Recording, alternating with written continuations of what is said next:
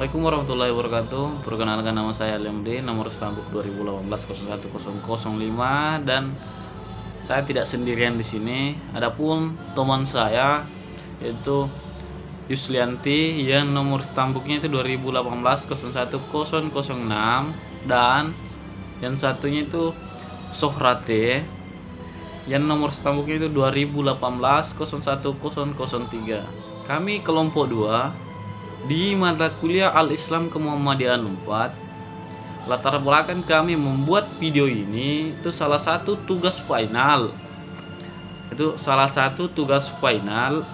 Di mata kuliah Al-Islam Kemuhammadiyaan 4. Adapun judul di materi kami yaitu Tauhid dan Urgensinya bagi Kehidupan Muslim. Baik, latar belakang mengenai pembahasan tauhid merupakan hal kompleks dalam agama Islam, di mana tauhid itu sendiri adalah dasar agama, karena tauhid itu sendiri adalah pengesahan.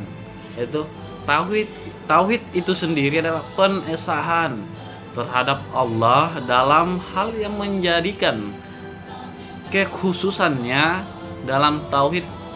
Dalam tauhid itu sendiri terdiri dari 3 macam, yaitu rububiyah, yang kedua itu uluhiyah, dan yang ketiga asma wa sifat. Manusia pada dasarnya terlahir dalam keadaan fitrah, namun seiring perkembangannya manusia terpengaruh lingkungan dan orang tuanya, yang terkadang menyebabkan mereka melupakan arti dari tauhid yang sebenarnya. Dan terkadang ada pula orang beribadah namun menyimpan dari ketetapan dan konsekuensi tauhid yang sebenarnya. Adapun pembahasan kami ada 3 poin, yaitu apa itu pengertian tauhid, yang kedua apa makna pembagian kalimat la ilaha illallah, dan yang ketiga bagaimana konsekuensi dalam kehidupan.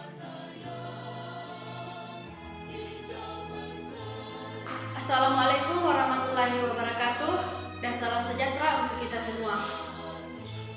Perkenalkan, saya Yuslianti, NPM 2018-01-006. Saya di sini ingin mempresentasikan makalah kami, yaitu pengertian tauhid.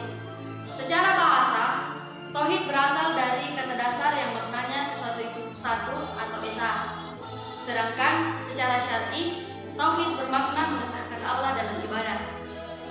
Menurut ulama, tauhid dibagi menjadi 3, yaitu pertama, tauhid rububiyah, yang artinya meyakini keesaan Allah dalam hal penciptaan, pemilik, pengatur, pemberi rezeki, dan pemeliharaan semesta beserta isinya. Yang kedua, tauhid uluhiyah, yang artinya kita meyakini bahwa Allah lah satu-satunya zat yang berhak disembah atau diibadahi. Yang ketiga, makna tauhid asma wa sifat, atau mengesahkan Allah dalam hal nama-nama dan sifat-sifatnya. Ialah meyakini secara mantap bahwa Allah menyandang seluruh sifat kesempurnaan dan suci dari segala sifat kekurangan, dan bahwa Dia berbeda dengan seluruh makhluknya.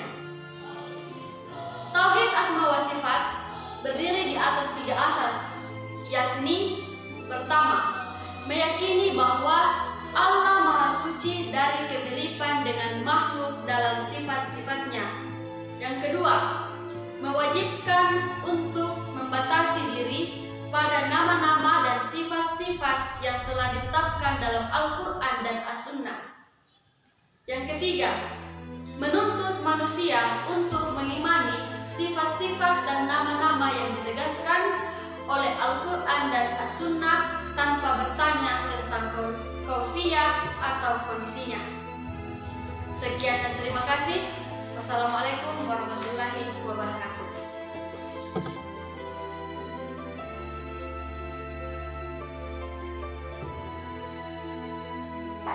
Baik, bismillahirrahmanirrahim. Saya akan membacakan bagian B. Makna kalimat la ilaha illallah.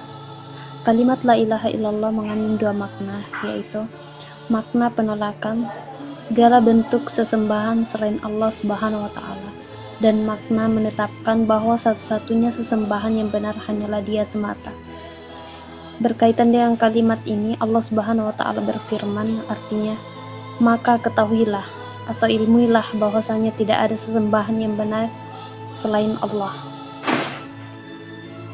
Rasulullah sendiri mengajak paman beliau Abu Talib menjelang detik-detik kematiannya dengan ajakan, wahai pamanku, ucapkanlah la ilaha illallah, sebuah kalimat yang akan aku jadikan ia sebagai nutfah di hadapan Allah. Akan tetapi Abu Talib enggan untuk mengucapkan dan meninggal dalam keadaan musyrik.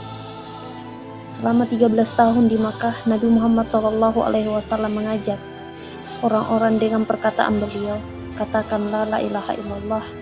Kemudian orang-orang kafir menjawab, beribadah kepada sesembahan yang satu tidak pernah kami dengar dari orang tua kami. Orang Quraisy di zaman Rasulullah sangat paham makna kalimat tersebut, dan barang siapa yang mengucapkan tidak akan menyeru atau berdoa kepada selain Allah Subhanahu wa taala. Syarat-syarat la ilaha illallah yang pertama yaitu ilmu atau mengetahui yang menafikan jah atau kebodohan. Yang kedua yakin yang menafikan syak atau keraguan. Qabul atau menerima yang menafikan rad atau penolakan. Inqiyah atau patuh yang menafikan tar atau meninggalkan. Ikhlas yang menafikan syirik. Syed jujur yang menafikan kis atau dusta. Mahabbah atau kecintaan yang menafikan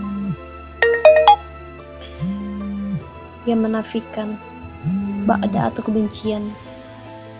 Penjelasan tentang ilmu mengetahui artinya memahami makna dan maksudnya, mengetahui apa yang ditiadakan dan apa yang ditetapkan, serta menafikan ketidaktahuannya tentang hal tersebut. Yang kedua yakin. Orang yang mengikrarkannya harus meyakini kandungan kalimat la ilaha illallah itu. Manakala ia meragukannya, maka sia-sia belaka persaksian itu. Allah Subhanahu wa taala berfirman, artinya sesungguhnya orang-orang yang beriman hanyalah orang-orang yang beriman kepada Allah dan Rasul-Nya. Kemudian mereka tidak ragu-ragu.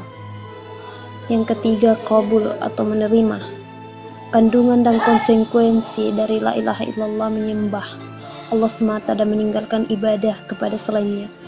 Siapa yang mengucapkannya tetapi tidak menerima dan mentaati, maka ia termasuk orang-orang yang difirmankan Allah. Yang keempat, inqiyat, tunduk dan patuh. Allah Subhanahu wa taala berfirman, artinya, dan barang siapa yang menyerahkan dirinya kepada Allah sedang dia orang yang berbuat kebaikan, maka sesungguhnya ia telah berpegang kepada buhul tali yang kokoh. Yang kelima adalah sidq atau jujur, yang mengucapkan kalimat la ilaha illallah dan hatinya juga membenarkannya. Manakala lisannya mengucapkan tetapi hatinya mendustakan, maka ia adalah munafik dan pendusta. Yang keenam adalah ikhlas, yaitu membersihkan amal dan segala debu-debu syirik dengan jalan tidak mengucapkannya karena mengingkari isi dunia, riya atau sum'ah. Dalam hadis Rasulullah dikatakan, sesungguhnya Allah mengharamkan atas neraka orang yang mengucapkan la ilaha illallah karena menginginkan ridha Allah. Yang ketujuh, mahabbah atau kecintaan. Maksudnya mencintai kalimat la ilaha illallah, juga mencintai orang-orang yang mengamalkan konsekuensinya. Allah Subhanahu wa taala berfirman, artinya, dan di antara manusia orang-orang yang menyembah tandingan selain Allah, mereka mencintainya sebagaimana mereka mencintai Allah. Adapun orang-orang yang beriman sangat cinta kepada Allah, Qiyas Al-Baqarah, maka ahli tauhid mencintai Allah dengan cinta yang tulus bersih, sedangkan ahli syirik mencintai Allah dan mencintai yang lain. Hal ini sangat bertentangan dengan isi kandungan la ilaha illallah.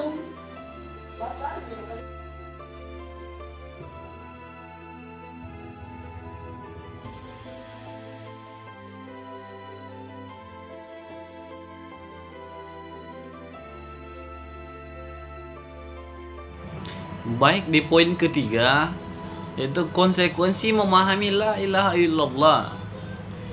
Adapun artinya itu, meninggalkan ibadah kepada selain Allah dari segala macam-macam yang dipertuhankan sebagai keharusan dari peniadaan la ilaha illallah dan beribadah kepada Allah semata tanpa syirik sedikit pun sebagai keharusan dari penetapan ilallah. Banyak orang yang mengirakan tetapi melanggar konsekuensinya, sehingga mereka menetapkan ketuhanan yang sudah dinafikan. Sekali lagi, banyak orang yang mengikrarkan tetapi melanggar konsekuensinya, sehingga mereka menetapkan ketuhanan yang sudah dinafikan, baik berupa para makhluk, kuburan, pepohonan, bebatuan, serta para tagut lainnya.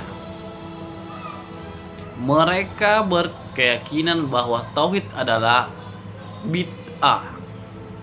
Mereka menolak para dai yang mengajak kepada tauhid dan mencela orang yang beribadah hanya kepada Allah semata. Baik, adapun kesimpulan dari materi kami, yaitu setiap muslim hendak meyakini bahwa tauhid adalah dasar Islam yang paling agung dan istimewa.